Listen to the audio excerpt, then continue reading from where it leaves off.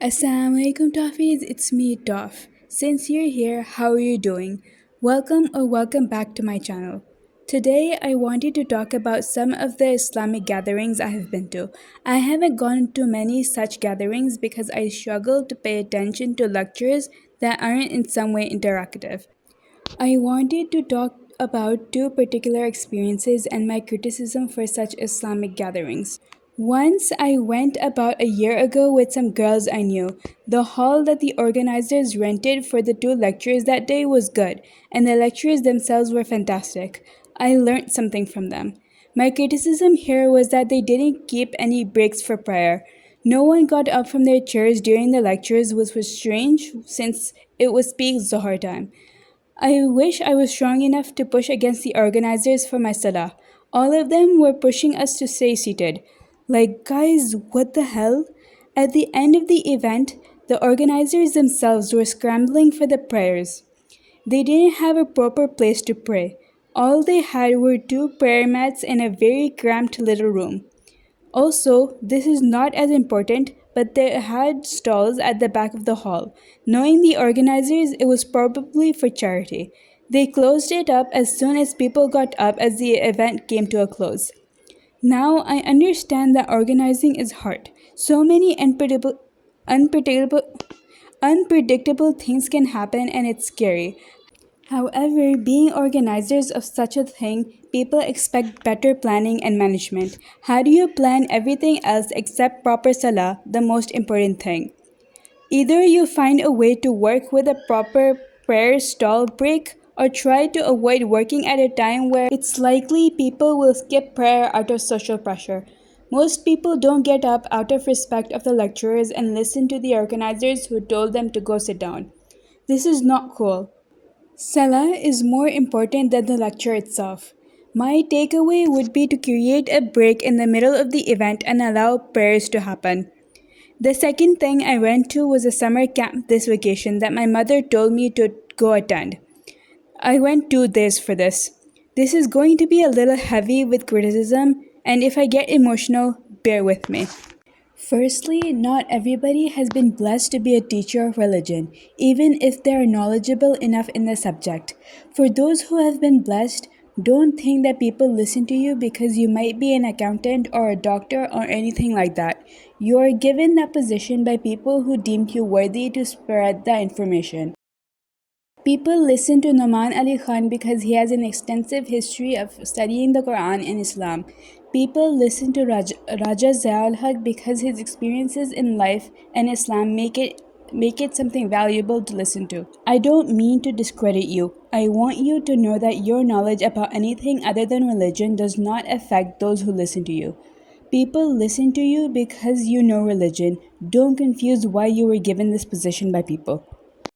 Secondly, when you're doing a summer camp, I believe that it's important not to put people in their 20s in the same category of 10-year-olds. We don't see the world in the same way. As a person who's almost 23, I understand the world and other people more than a 10-year-old would. I get to question more complex ideas and I understand the dangers of the world around me. To build on this, I am not 10. I don't believe girls are better than boys. When I was 10, I did believe that. But now I'm in my 20s and I don't believe in pitting one gender against the other. I don't believe that all bad qualities belong to the boys. I have seen girls smoking and cursing and being cruel, and the fact that the lecturer did not know what the audience has been through or what exists in the world of an unmarried person speaks to the experience that the speaker has. I don't like it when people or media pits one gender against each other, especially when Allah deemed each soul equal. Anyhow, I believe ego should not be fostered or encouraged in any way. As an extension to this point, I would also like to say not to make a generational battle. My generation is not better than yours, and yours is not better than mine. Each generation has its flaws. Let me solidify my point. What are you creating between male and female siblings and between parents and kids when you say that one thing is better than the other, or all good qualities belong to one side? A divide or hate between them is created by you associating a negative traits to a single party. The third point is really dear to me: mental health. This, in relation to Islam, is still widely misunderstood. More often than not, mental health is shrugged off as if people either don't have them or their life is easy enough for them to ignore negative thoughts. What? Bro, what are you talking about, man?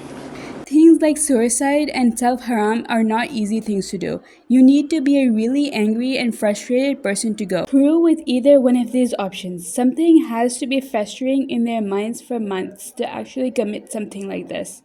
So, sweeping statements like he, she, they just did it is insensitive.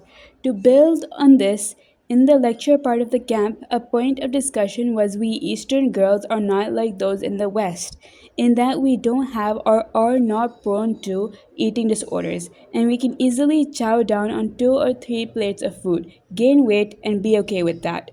This upsets me to no end. Ask your kids how much they eat. I want to speak for the girls. How many portions have you been told to give up for your brother? How many times have you been told it's ungirly to eat a lot? To see something like this be used as a funny icebreaker or engage laughter is disgusting to me. Why don't you talk about how the Prophet, peace be upon him, grieved so hard for his wife Khadija Radhiyallahu anha and his uncle Abu Talib that the year was given a name, the year of sorrow?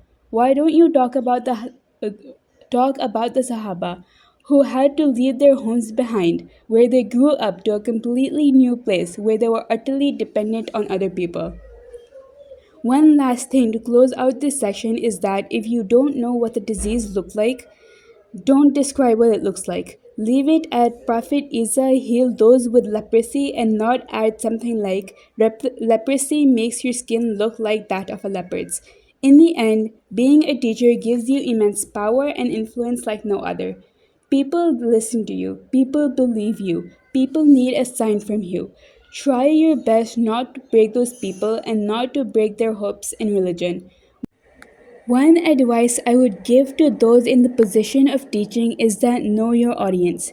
Know who you are preaching to. Talk to them. Be open to things that exist and be aware of what your audience knows. Most young adults are already jaded by what's happening around them. Completely avoiding messier examples or topics is not going to cut it. Anyway, what the hell do I know, right? You're gonna treat me like a 10-year-old anyway. Well, I'm going to end the video here. I was thinking of making a Discord earlier, but there are way too little toffees to make a community, so hopefully that will go somewhere. I have a few topics in mind for a series, so stay tuned for that. Also, I'm hoping to be able to play some games in the future if I get a PC or something, but we'll see though. Catch y'all later.